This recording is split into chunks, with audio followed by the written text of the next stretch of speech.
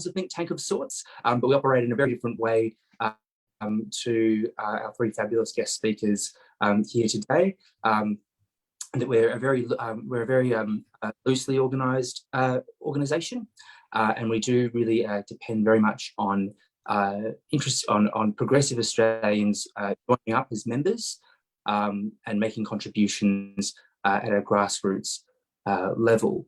Now, the structure for tonight is we've got sort of two overarching questions that we'll be asking our three think tank representatives. Firstly, what's the role of think tanks in progressive politics? And then we'll be asking what each individual think tank has been doing lately. All three think tanks have been doing some incredibly interesting work of late. So with that, I might just introduce our speakers and then kick off. Emma Dawson is the Executive Director of Capita. She's worked as a researcher at Monash University and the University of Melbourne in policy and public affairs for SBS and Telstra, and she was a senior advisor in the Rudd and Gillard governments and Communications Minister Stephen Conroy. Emma is also the co-editor with Professor Janet McEwen of the collection of essays, What Happens Next? Reconstructing Australia After COVID-19, published by Melbourne University Press in September 2020.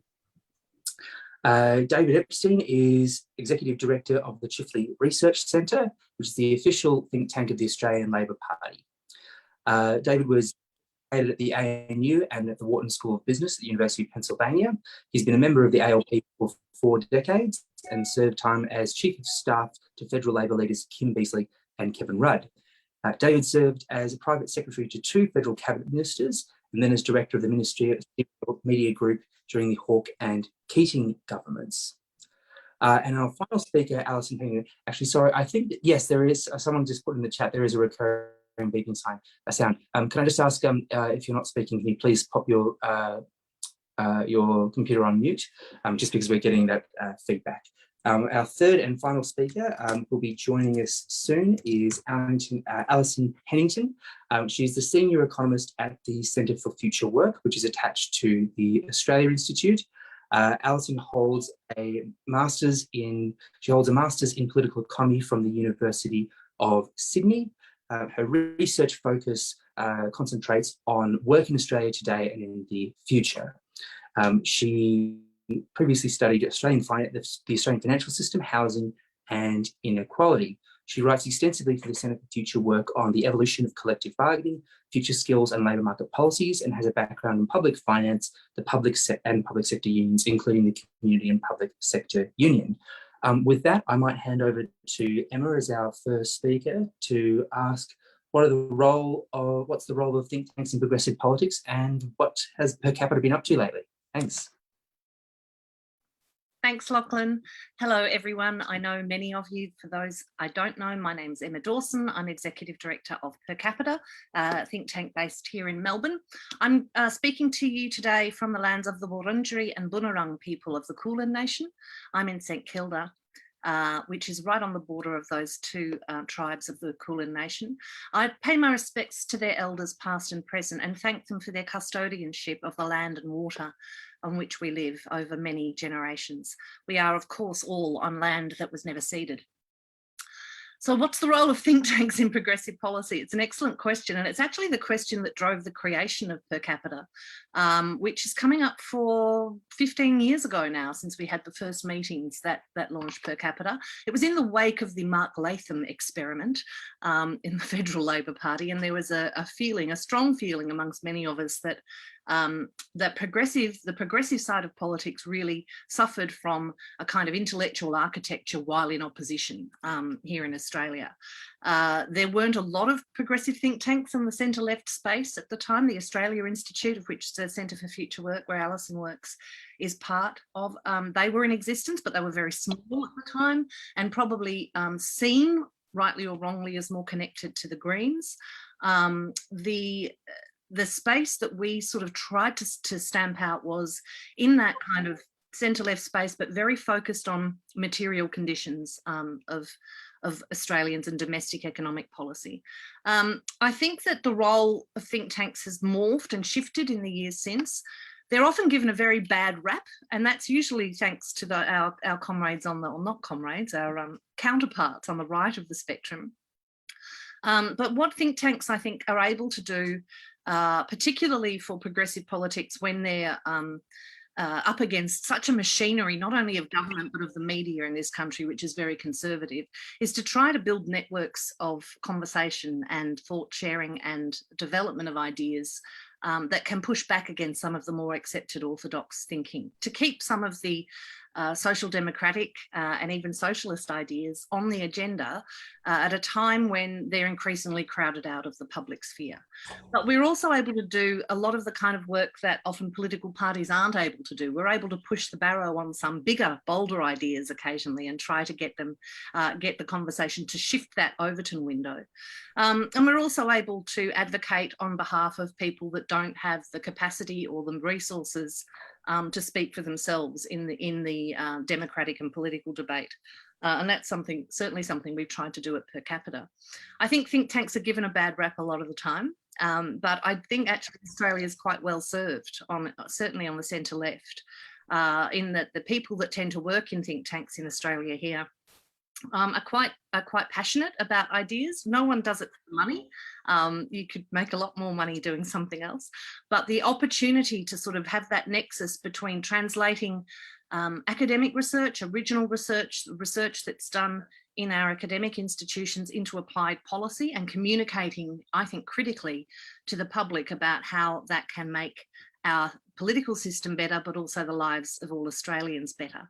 And different think tanks operate in different ways. Some are much more focused on behind the scenes, on changing the minds of parliamentarians or of public servants. Others are more engaged in the public sphere.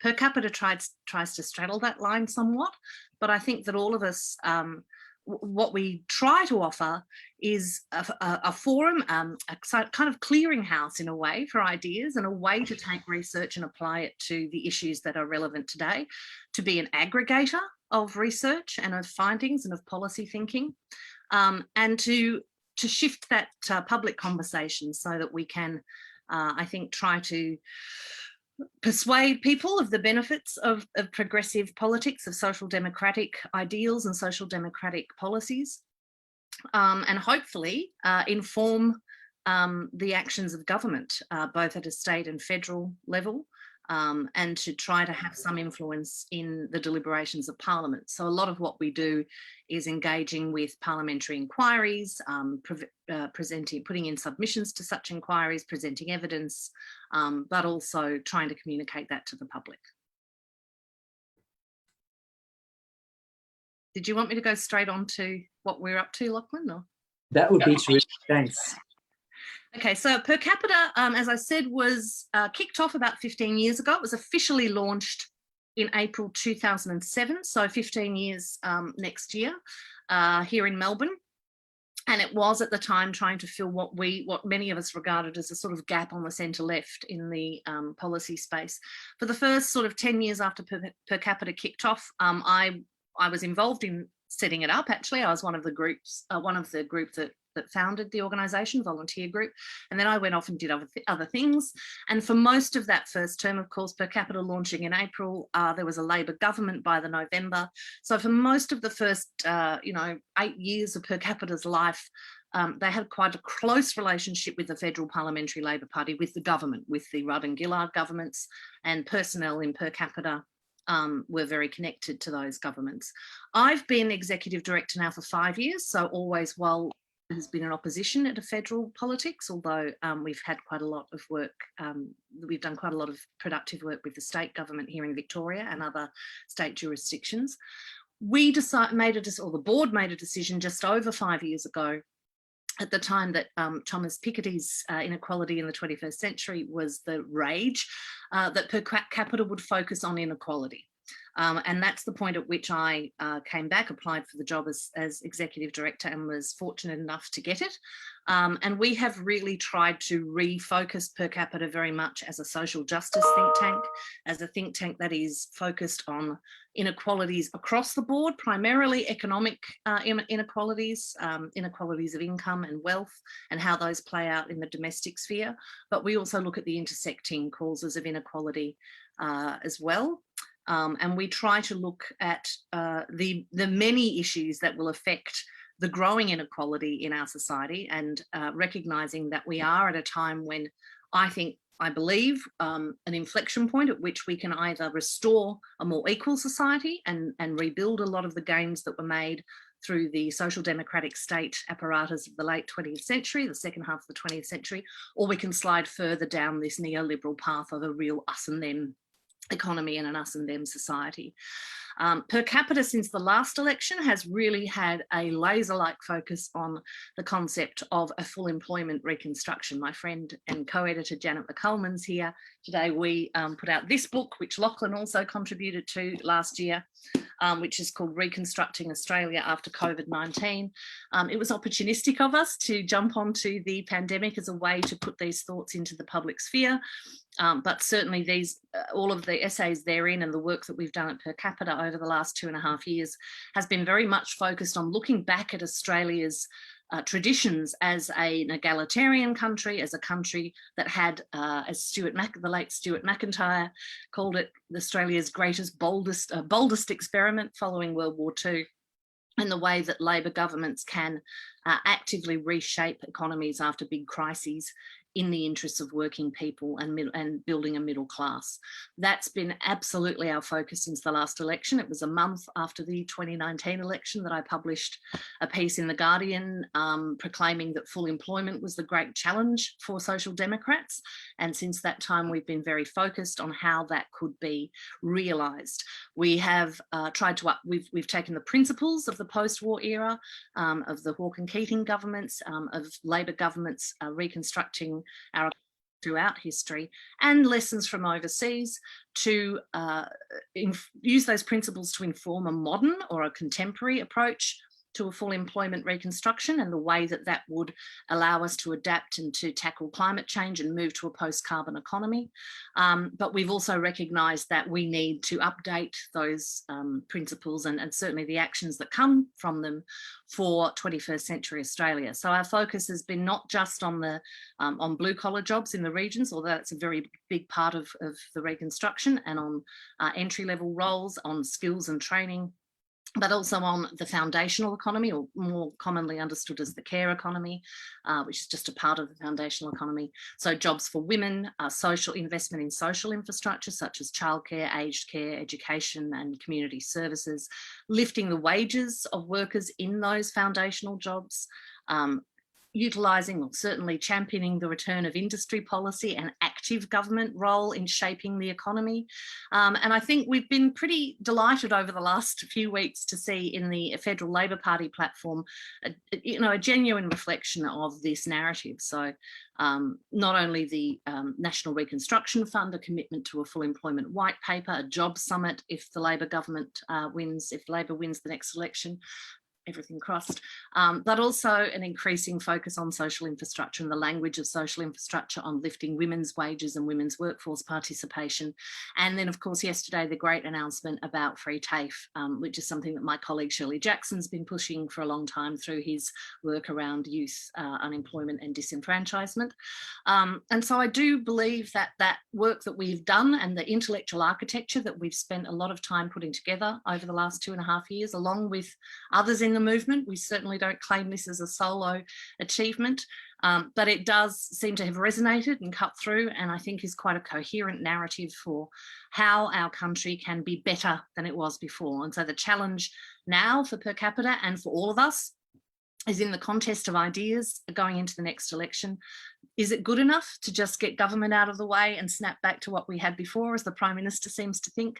I think most Australians now are coming to the realisation that actually, no, it wasn't good enough. It's not what we think of as Australia, this two-tiered society where we've got government grants going to the Double Bay Sailing Club and classrooms that don't have air conditioning or proper ventilation, when we have huge amounts of money going into corporate Australia and offshore multinational companies, and we've lost 40,000 jobs from the university sector. I think that there is a growing awareness amongst the Australian people that things can be better. And Per Capita's theory of change is that we can't just stalk the corridors of power to make these arguments, that we have to persuade the public and bring the public with us. And that's a longer term, bigger challenge, but it's something that I think is essential to the kind of work that we do. keeping Thanks so much. There are plenty of questions about the work that I have about the work that all three of your think tanks are doing, because you're all doing really interesting things at the moment. But I'll save those for the end, and in particular after we've had questions from the floor. I'll move over then to David Epstein from the Chifley Research Centre. Thank you very much, David. I might also just switch my video off because bandwidth isn't great at my end. Again, blame Malcolm. Thank you, David. Okay. Thanks very much, Lachlan, and thank you everyone for joining us tonight. I'm David Epstein from the Chifley Research Centre. I'll preface my remarks first of all by also blaming Malcolm. I'm coming to you from an NBN satellite link, which is facing a few challenges tonight, so I apologise to anyone if there's a loss in quality. But more importantly, I'd like to acknowledge, first of all, the Ngunnawal people on whose lands the Chifley Research Centre is physically located, and also the Dja Dja Wurrung people on whose lands I'm speaking to tonight, together with the lands of the people who are the original custodian of the lands from which you are all joining us nationwide. I'd like to acknowledge their elders past, present and emerging, and recognise the fact that none of these lands were ever ceded. Chifley's a little bit unusual in that we are quote unquote the official think tank of the Labor Party. We're not actually a formal subset of the Labor Party, we're actually an affiliate sitting at one step removed, but we do enjoy some special status as a result of that. Sometimes a status is conferred on us that we don't always welcome, but that status has its pluses and minuses. I mean, obviously there are formal links to the Labor Party. Members of the Labor Party National Executive sit on the board of the Chifley Research Centre. There are nominees of the party and nominees of the leader, and also former staff members of the leader and senior shadow ministers, and indeed former ministers sitting on the board. So that, you know, does give us a bit of entree. It also attracts with it some federal government funding and a status akin to many not-for-profits, but governed by a separate act of parliament, something that we enjoy in combination with the Menzies Research Centre on the Liberal side. There is also John McEwen from the National Party and a Greens, an official Greens body. That sometimes poses challenges in terms of our engagement with people outside the formal political system, because there are perceptions about how partisan or directive we might be as an affiliate of the Labor Party. It poses challenges sometimes in fundraising, in what I'd loosely call community and micro fundraising. People will sometimes ask, well, why should we assist you? In that you receive a body of government grant, and equally there are attract partisan barriers to entry, as it were, and sometimes it can also pose additional challenges in terms of the expectations of aspirant donors, because they expect that a donation might be akin to a donation to a political party and all of the things that come with that. So we're very careful to try and distinguish those sorts of things when we engage with stakeholders. And the other thing that the perhaps unique status of the Chifley Research Centre brings is that while we have freedom of entree within the party, there are sometimes, particularly, to be very frank, at this time in the electoral cycle, some informal constraints as to how far we can go in terms of initiating things that might be beyond what the official platforms of the party might be. There's nothing to actually prevent us from doing that, but the brutal political realities are we can be used as a weapon in the overall political game in the electoral cycle, and our Conservative opponents, or particularly the Labor Party's official Conservative opponents, are not backward in doing that sort of thing. So we do need to be mindful, and sometimes that can create constraints for us. In terms of our purpose, that's also a little bit unique. For the last 5 years, we've operated under the broad rubric of being about creating what we call a Labor culture of ideas, and that enables us to embrace three arms of purpose, as it were. The first is engagement with a general community of like-minded people, allied think tanks, academic institutions, and create a safe space for ideas of the left to be discussed, developed, and promoted, and hopefully tested. The second arm that we have is very much as almost a professional development body. It's not widely known, but we run a lot of what we call political professional development and policy professional development programs for politicians, state and federal, aspirant politicians, sometimes people working within the broader Labor movement, and certainly a lot of staff and researchers.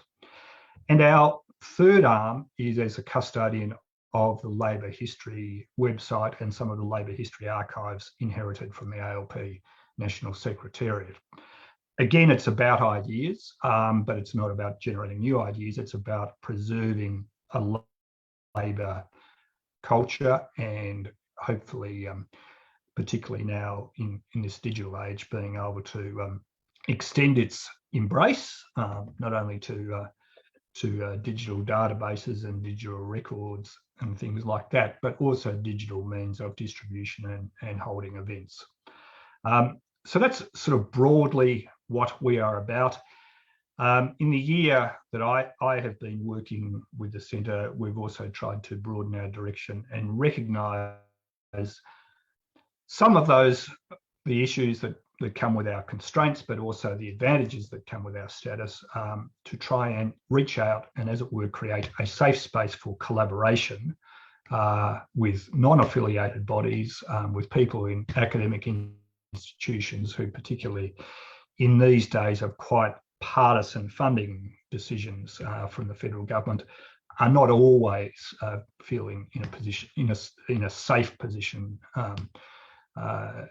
to explore ideas on the left side of politics and in progressive policy making without fear of some form of resort back from the federal government, as it were. So we're trying to create safe spaces for them to engage with peers, to engage with policy thinkers and with politicians within the broader Labor movement, and particularly the Labor Party, and wherever possible, try and promote public discussion of those sorts of things. And that's one thing I think all think tanks have benefited from a bit in this COVID era, in that we were all, I think, moving into more and more digital forms of engagement, events such as this. But the one thing that COVID has done has clearly promoted the take up of that sort of thing. And while it has prevented us holding physical events, etc., it has certainly lifted the tempo and extent of engagement, and it's also improved our relationship with our international peers. The Labor Party, outside direct political engagement between politicians, tends to engage internationally via two mechanisms. There's Labor International, which is very much focused on international capacity building, particularly in the near region to Australia and the Western Pacific, but also in other areas, particularly in areas that are under severe democratic challenge. And Chifley itself has tended to be the organisation that has engaged in international discussion with like-minded policy institutes and the international policy affiliates of social democratic parties. We've been doing a lot more of that recently, particularly aided by an organisation called Global Progress, which has attracted a fair amount of funding out of US institutions, but is doing a lot of work rebuilding some of what were the fragmented networks between socialist and social democratic parties, particularly in what you broadly call the Occidental West. So that's us in a nutshell. Lachlan, I don't know whether you want me to sort of go on broadly to the current program of work and recent work or not? I mean, absolutely, but we are running a little tight on time. If you can give us sort of the 1 minute pitch about the latest work. Yeah, sure. Yeah. Well, look, people will be aware that we closed off last year with an extensive body of work on early childhood development, and also how those sorts of programs fit into enablement and engagement with the broader labour market.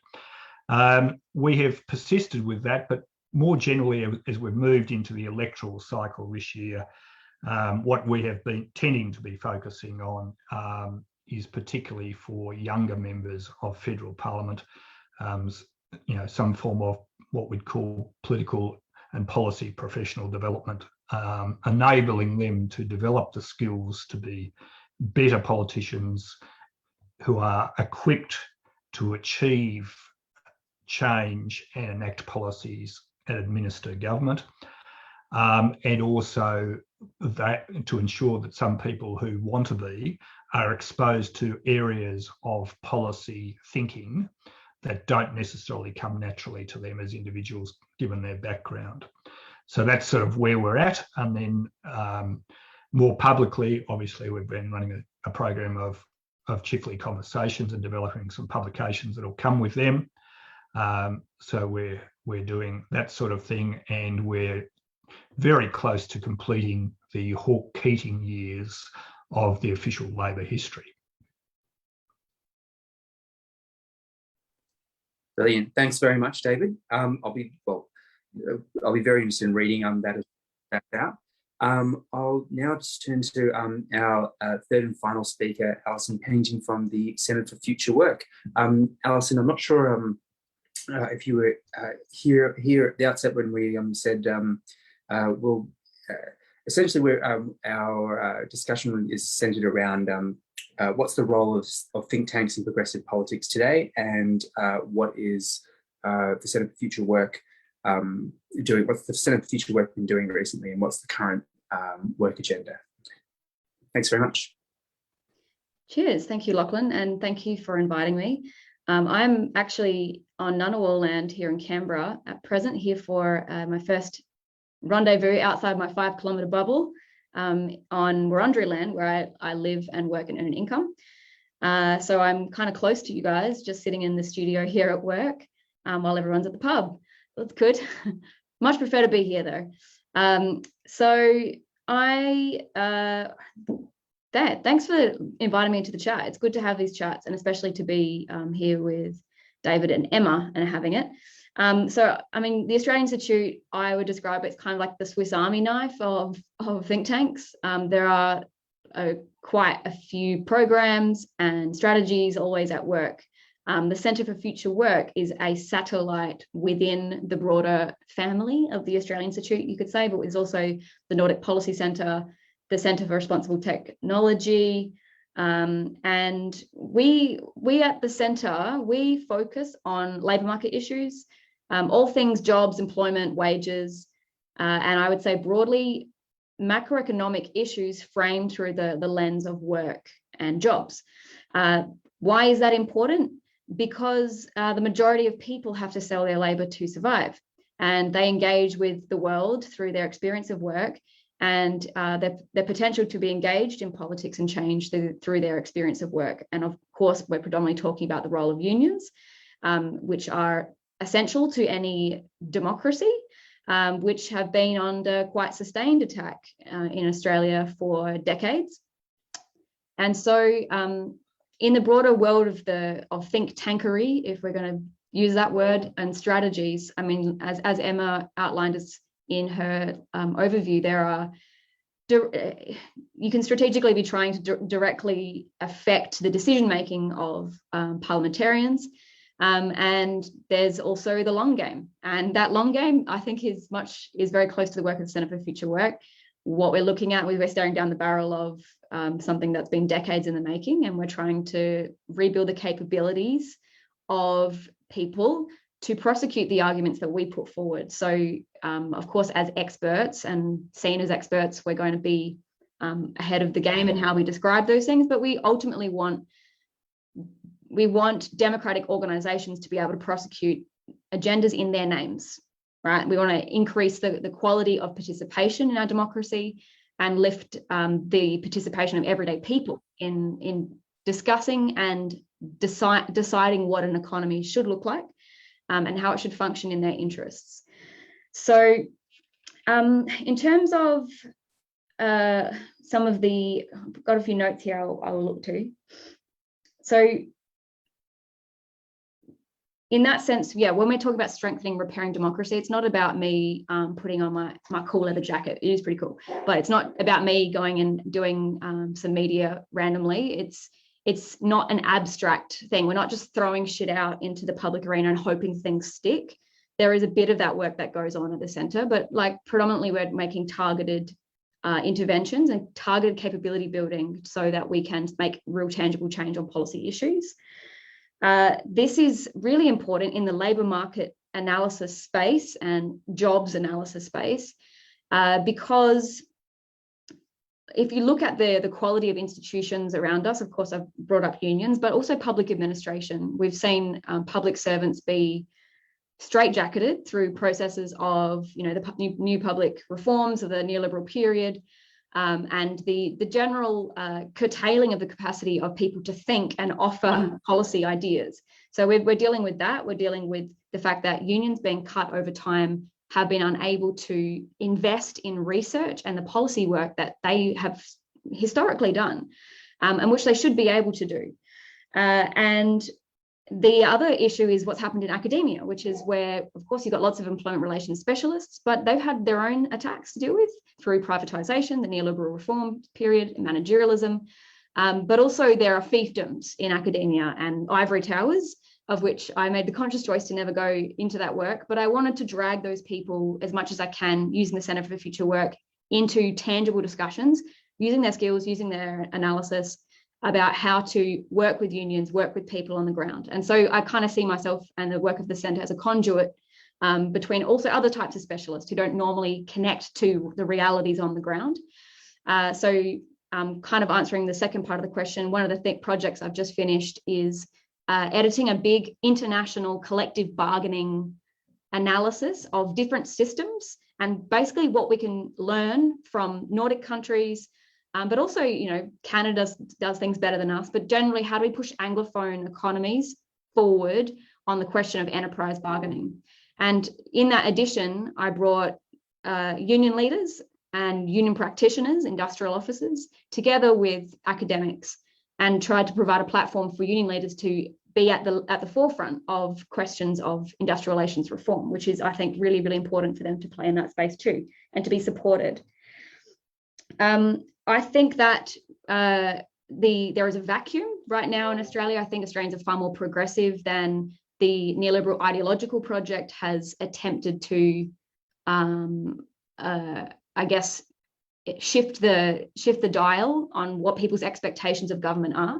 I think looking at recent evidence, including the Australia Talk survey, it showed that the majority of Australians, something like 66%, said the minimum wage should be significantly higher or should be higher, and a good portion said significantly higher. Something like 90% or 88% said insecure work was a serious problem. And so for me, that shows that people are identifying problems and they're identifying who should fix it, right? And we have still levers that we can use through the Fair Work Commission and the wage setting through awards to improve people's lives significantly. It can be done with a stroke of a pen, but of course we need to build the momentum for that. In terms of the historic, I've kind of finished on some historic aspects. I think it's important for us to remember that the architecture of the current neoliberal regime did not pop up out of nowhere. It was fostered and cultivated over many decades before its time came. And when I say a minute for the long game, I think we need to be thinking about what it is that we're building, and to what extent the COVID pandemic represents an opportunity to reconstruct. And the reconstruction narrative is powerful. Massive fan of Stuart McIntyre's work. It's been like my Bible throughout the COVID pandemic. And of course, you want to hustle and provide that positive reconstruction story. In terms of what I think, really, in terms of like my analysis, I think neoliberalism has parasitically fed on all of the gains made in that post-war reconstruction period. So we are economically at our limits for what this project can do, but it's ideologically still very firmly planted in people's minds. There are significant barriers for us to overcome. And in that regard, like, who are the better and more powerful and necessary actors in shifting the dial on ideas and think tanks? So I could go into more detail about the exact program of work, but broadly, just connecting the labour market, industrial relations issues to broader questions of democracy and the role of think tanks. I think I've encapsulated it there. Thanks. Thanks so much, Alison. I think, and look, just we'll go to we might just have 10 minutes of panel discussion before we go to audience Q&A. That's okay, but just one quick observation before we go to a panel discussion between the three of you. What I find, so I'm currently a grad student doing international economics at ANU, and the more I read of both orthodox and heterodox economics, the more shocked I am that a lot of neoliberal economists have got away with rebranding what is actually pre-Keynesian ideas as quote unquote new Keynesian macroeconomics, which is sort of not new, not Keynesian, and not really macroeconomics. You read a bit of Keynes, and Keynes says, no, things like minimum wages, unions, and so-called nominal wage rigidities and sticky prices don't explain persistent unemployment. Even if the labour market is totally flexible and deregulated, you still get involuntary unemployment. And yet the dominant sort of quote unquote new Keynesian framework within academia that you referred to basically says unemployment can be explained by rigid, inflexible wages and sticky prices, which just goes to show how, to your point, Alison, just how incredibly effective neoliberalism is at rebranding itself. Most voters would not know that quote unquote new Keynesian economists are actually really promoting a deeply neoliberal economics. Anyway, just that little aside. With that, I'll open up to discussion between the three of you guys, and then we'll go to audience questions. Thanks. Who wants to kick off? Oh, I'll just, after Lachlan put that out. I mean, one of the functions of the Centre for Future Work, we do education, and we run this course called Economics for Unionists. And I do the history of the state and government and politics of debt and deficit all in like an hour and a bit. It's pretty crazy. But one of the things I tell people is that Adam Smith is heralded as the founder of classical economics, and start to put Adam Smith in a context and say, all right, he is held up as the poster child of neoliberalism, who says government has no role to play in an economy except for private property and a military to defend against threats. But he was writing in a time when the propertied could vote, were the only ones who could vote. Private property laws existed already. And he was also writing against, he was railing against orthodoxies of his time. Mercantilism, right, was the predominant economics, which said hoard gold and tariff, like anything coming in, and try and export as much as you can. And that's like that's how you measure wealth of a nation. And he was like, that's bullshit, right? You need to, let's look at the most productive elements of capital right now. They want to build factories and use new technologies. That's way better. And he hated feudal class relations. He saw people who owned land for the purpose of owning land and getting a rent as parasites. Yeah. And so it's just by the lesson I give to people at that point is like, every economist is writing in a context and absolutely has an agenda. And I think we try and be as transparent and democratic as possible and say, we are all for an economics that works for the majority of people. And like, if that is a bias, then I'm happy to have that bias. Well said, Alison. It's very hard to add to that other than to say that Adam Smith would be appalled at the rentier capitalism that we are slipping into now. And I think one of the purposes of think tanks and of the kind of intellectual discussions that we're having, both Chifley and Centre for Future Work do that education. We don't have the capacity to do that at this point. But I think one of the challenges for us is to break down some of those misrepresentations of what political economy and political theory have been twisted into over recent years.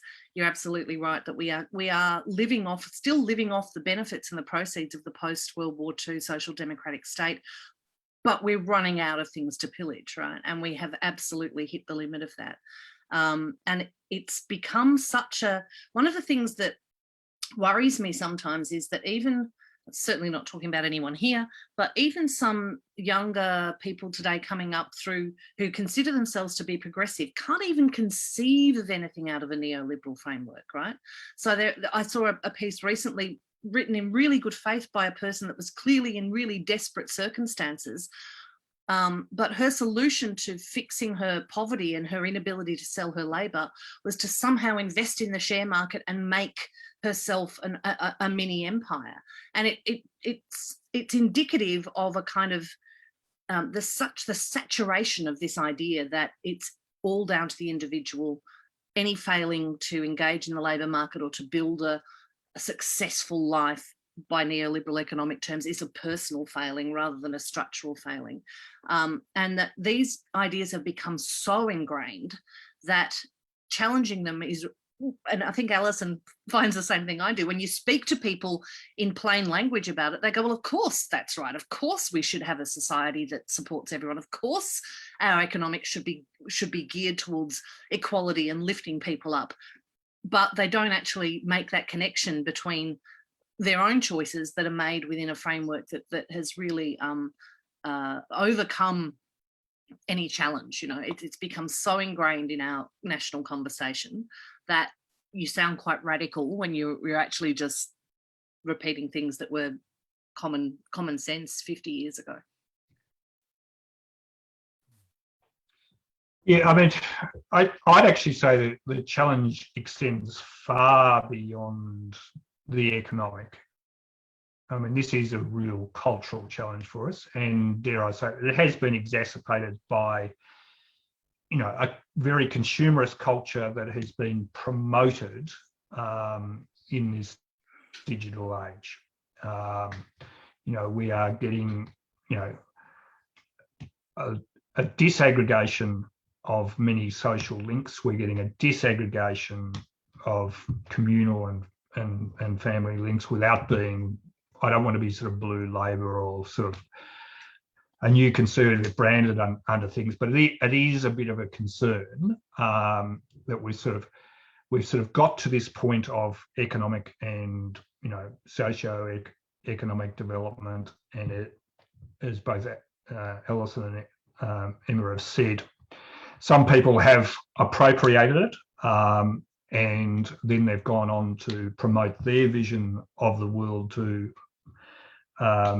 you know, some fairly innocent ears, and people quite often sort of don't know the difference these days, and it's just assumed ab initio that notions of structure and intervention are innately bad, and then we sort of look back on things and, you know, what I'd call the post-Bretton Woods, post-World War II era, it has been, you know, based on, intervention, to use a much misused term these days, a rules-based order. There's so much conversation about rules-based orders at the moment, but that's really about people complaining that their way of running the world is subject to challenge, rather than reflecting what actually occurred, which was measured capitalism. I mean, we do live in a capitalist society, but it's been a capitalist social democratic society by and large for most of the post-war era, until we got to the point that we thought we naively thought in some quarters that we'd perfected it, and we'd perfected the political systems to go with it. And in the meantime, you had things like the rise of a new class of plutocrats who might talk in terms of some social liberal values, but in terms of their economic values, they're quite Neanderthal. And they promote the sort of thing that Emma was talking about, that you don't necessarily need an organised and communal social structure or intervention or policies, that all you have to do is go and find your pot of gold and succeed as an individual, and it'll all be right. You'll be able to right your problems, well, you're not. And, we've got to create, and we're trying at Chifley in small ways to recreate a culture where people appreciate, some of the merits of what I'd call moderated thinking, and a moderate approach to capitalism and social democracy. There's also a particularly Australian twist to this, in that by and large, particularly through Labor governments and, what's now known, perhaps unfortunately, as the Hawke-Keating set of governments. They were in fact a set of governments that the batting went a lot deeper than two men. There were a lot of men and women who contributed in waves, I've got to say. But it was a labourist tradition, and the accord, which is not necessarily appropriate for this day and age, but it was appropriate for that day and age, was about trading off some economic liberalisation in return for structured social gains and trade-offs, which were delivered within formalised systems with a formal policy commitment. We forgot that a bit, and interestingly, just as we were tapering out of political power, you were getting, the Blair and Brown years, etc., in the UK, which was not a labourist tradition. It was a lot more wishy-washy, and indeed it was a lot more. It was driven by things like media and social celebrity, etc., etc. And that sort of political tradition, together with what was going on in the United States, provided cover, for a lot of what is now sometimes over-labelled neoliberalism, but a lot of work that is from think tanks on the right and sometimes in the centre, which has fundamentally undermined socio-democratic thinking and the power of social democratic thinking within the broader body politic. I think we do need to recognise that in Australia. It's not about sort of reclaiming our history, but it's reclaiming our self-confidence in terms of being able to promote some of our own solutions to moderate what's been going on in the economy and broader society, particularly over the last decade and a half or 2 decades. Thanks, David. We've got about 9 minutes left. I'll turn to our audience questions. Now, Michael Sadler, you had a question for Emma, and I suppose it really applies to the whole panel regarding full employment. Do you want to, if you're still on the line, do you want to quickly unmute and just quickly put your question, please? It was a great one about the Nehru and the Phillips curve. Sure. Can you hear me? Yes. Yep. Right. I understand, I'm 60, so I know what Nugget Coombs did and Chifley and Curtin, but also Robert Menzies, basically hitched his wagon to the full employment bandwagon and, nearly lost an election when employment started to go down. And we know what happened later. Why is it that we can't, and again, amongst conservative voters, for instance, there's this concept of the Dole Bludger. There's this concept of why don't you go somewhere and pick fruit? I live in the regions, right? The reality is that 4.5% unemployment, which is seen by Friedman and his cohort as full employment, is a load of hogwash. We know it's hogwash. There is no evidence that it was ever correct. And we've had the proof of that most recently through COVID, when people took up jobs despite being paid, $750 a week to sit at home. So I'm a starving Australian person trying to retrain, living in a poverty street for 3 years if I want to get a piece of paper, right? Why is it that we can't get the message across, especially to conservative voters, that we don't want to be unemployed, that there are simply not the jobs available, that all the retraining of apprentices and all the rest of it, at 4%, 4.5% unemployment, there's going to be about 500,000 Aussies who cannot get a job. And even more importantly, why isn't the ACTU banging the drum for us completely unrepresented Dole and Austudy recipients? Because we know the stick of unemployment benefits being, pejorative and punitive is what helps to keep wages low. It would be in everyone's benefit to lift the bottom rung up just a little. It's better for the economy. It's economically irrational not to do it. Why can't we get this message across that at the most fundamental level, no, but there aren't enough jobs for everyone who wants one, which was once the case when I was a kid. Anyone could get a job.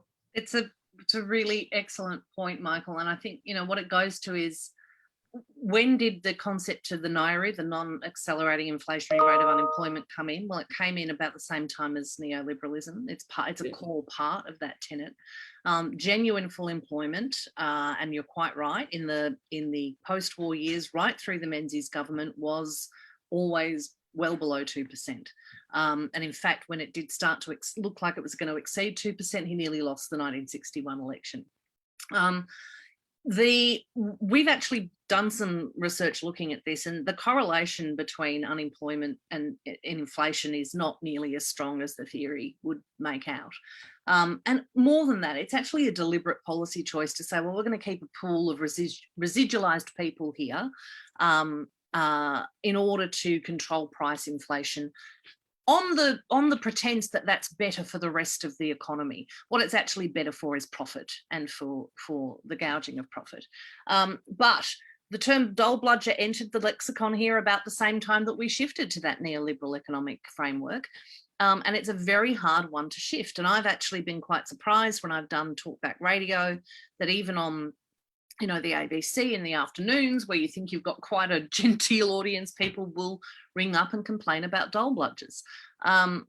There is a very, very, very tiny minority of people who may, prefer to be on the dole than work. I can't imagine who they are in this day and age, maybe 30 or 40 years ago for a year or two. But it's a miserable life. It's a miserable life. Sorry, I can't hear you at the moment. So one of the challenges that we have, and Alison, does a lot of work in this space, is that when we had that policy of full employment, work was pretty standardized. We were talking primarily, particularly after the Second World War, about returned servicemen. We were talking about male full-time workers with full-time jobs. We now have such a fractionalized labour market, people working 1 or 2 hours a week, gig economy workers, etc., that the challenge becomes, how do you get the settings right to ensure that people have sufficient work and sufficient hours to engage, to meet their cost of living and to meet their needs, but at the same time not penalise people for being out of work through no fault of their own when their jobs aren't there, and if they need to retrain and reskill.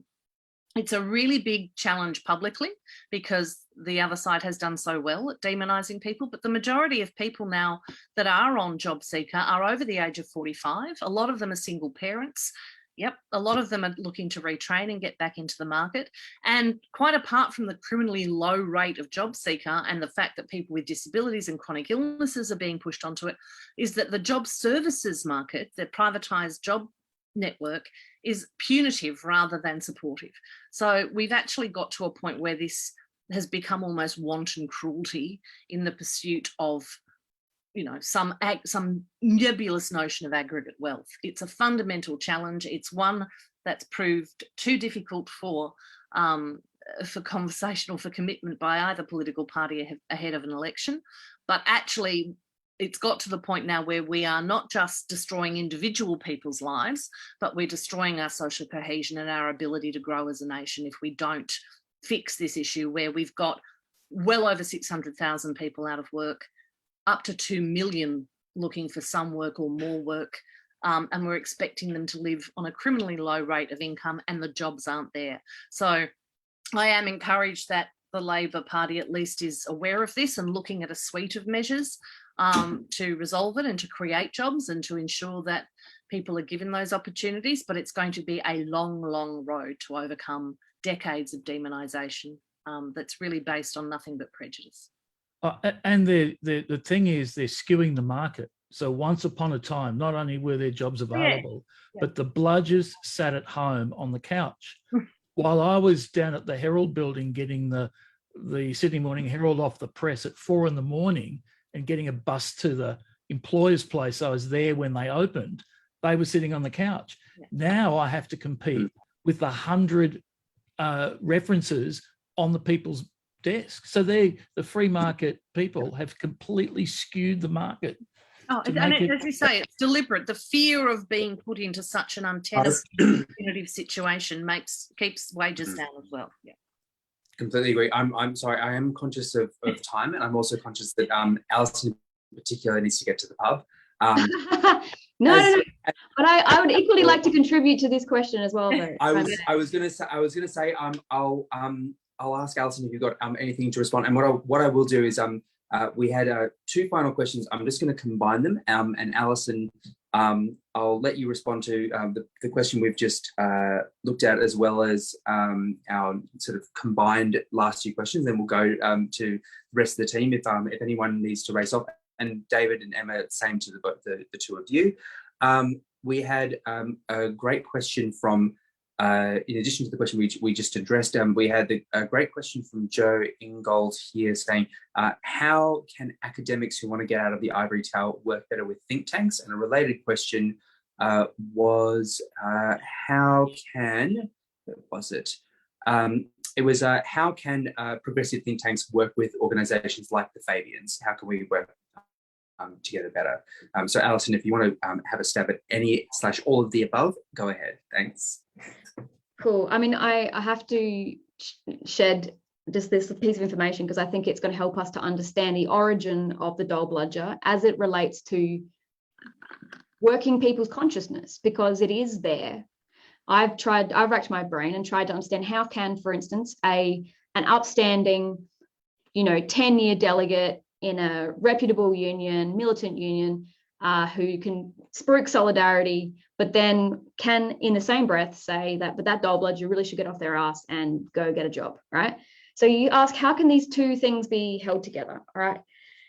So the origin is in the way that the Labor movement gained, won things, and the way that it fortified those gains, including things like conciliation, arbitration, the harvester judgment, an award system, collective bargaining, how it fortified those gains in the welfare state.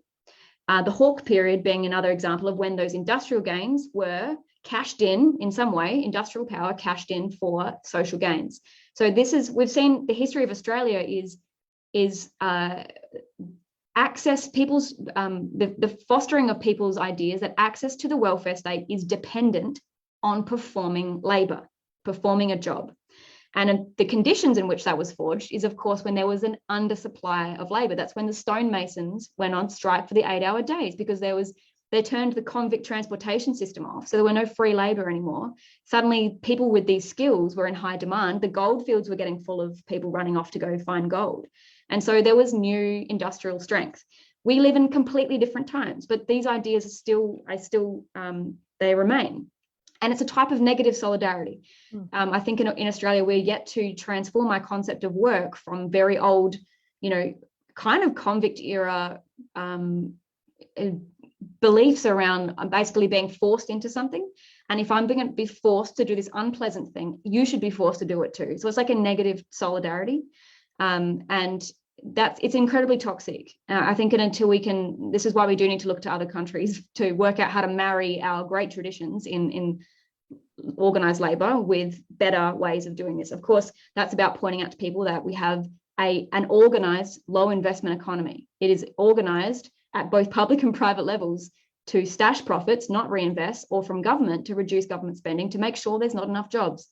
And as Emma's pointed out, for the purpose of course, suppressing wages, keeping profits higher. So that's how I'd explain the Dole Blood and how we could move. I think there are lots of ways that we can move away from that model of the wage earners welfare state. How can academics work with think tanks?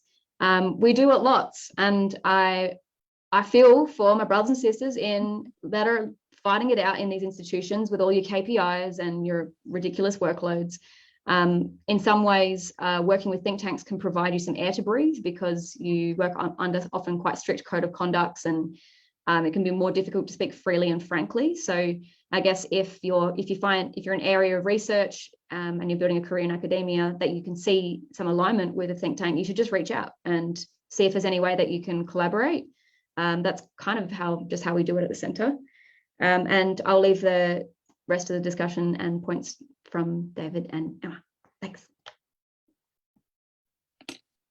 Thanks, Alison.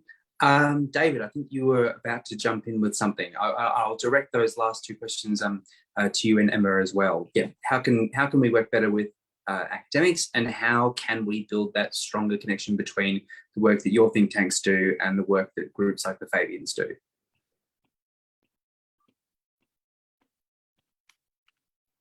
But I think you're still muted, David.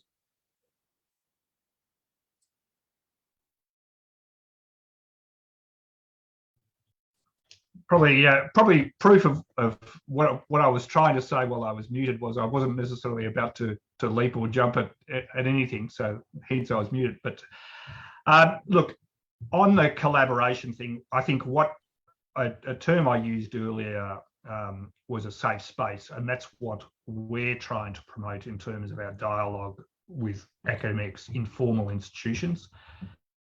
It's a tough life for them these days. As Alison said, there's lots of constraints and protocols.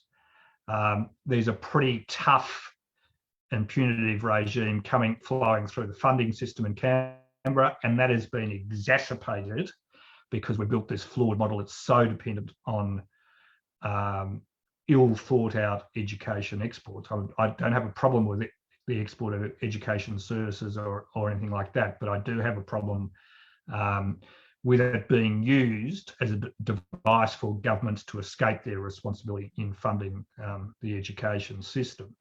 And that has flow-on effects for people. And you see, one of the classic examples now is the underpayments and the wage theft and in effect the piecework system that has been created for junior academics, which is a real problem. So we try basically by saying we're reaching out, by offering open means of communication. I also do a literal door knocking and digital door knocking to encourage people. So that's they're the primary ways. It's a bit of urging. There's no great science to it, but that's what I'd encourage people to do. And likewise with organisations like the Fabian Society. I mean, I think, particularly recently, I'm noticing a real renaissance in your organisation, and I really take my hat off to those people that have been organising events like this, and some of the work that you've been doing in terms of old school physical publishing and digital publishing is really, really good. And one of the things that we have taken on only at an embryonic stage at Chifley is trying to facilitate linkages where we are not a primary generator of research, but we can facilitate collaboration or partnership with other institutions, including what I'd call voluntary organisations like the Fabians. You know, so that's where we're at. As a bit of an editorial comment, I think I'd part ways a touch with Alison on the question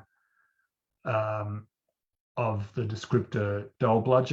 I don't part ways in terms of interpretation of the damage it causes, but I don't think we should beat ourselves up as Australians and as the broader Australian Labor or progressive movement, notwithstanding the high degree of labourist and union structures that we have knitted into our culture, or we certainly have had historically. I think these forms of prejudices are across the global West. And, you know, we're probably no better or no worse than many of our Occidental peers in terms of having to fight these sorts of prejudices within our own movement and within our own societies. It's not to say that they shouldn't be fought, but, you know, it's a global Western phenomenon. Thanks, David. Emma, I think you'll end up having the final say. Okay, so I'll try and keep it quick. In terms of working with academics and other researchers, it's something we try to do a lot. And I would just encourage anyone that's interested in working with a think tank or in sharing their research with a think tank to just reach out to us, as terrible phrase, but do make contact with us. We do quite a lot of work with universities and with researchers across the board. And I, you know, as a relatively small think tank, we do as much original research as we can, but a lot of what we do is draw on the research of academics and experts in the field and try to aggregate that into applied policy solutions. And I just, you know, reflect finally by saying, you know, the labour movement is a labour movement. It's founded on the basis of people who sell their labour.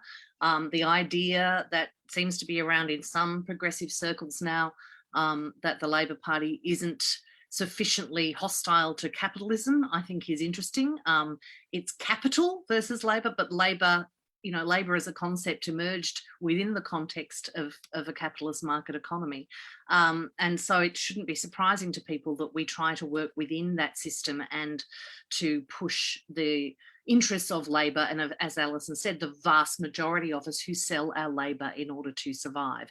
And this idea, that the number one thing I'd like to leave you with is to, you know, to reclaim the concept of class in this country. The idea that we're a classless society is nonsense. Working class may look very different than it did 100 years ago. That's because of the gains of the social democratic system and the labour movement. So yes, we're working class, but we're no longer living in slum housing with no, you know, no sewage and no education. But that doesn't mean that we have the kind of power that comes with capital and with access to capital. And Australia actually is increasingly a stratified society. And so I think one of the challenges for us is to redefine how we think about ourselves in terms of our relationship and our economic relationship to others. And that means building that solidarity with people that are currently out of work for whatever reason, but recognising that, you know, at the heart of social democracy is a social contract, and that contract's actually with each other. It's not between us and the state. The state is a representative of us. And so the social contract is between citizens in a society. And I think reclaiming that concept is really fundamental, not only in terms of us building the power of working and middle class people, working class people of the labour movement, but also in terms of restoring some of that trust in democratic institutions and trust in our system by recognising that the system is us.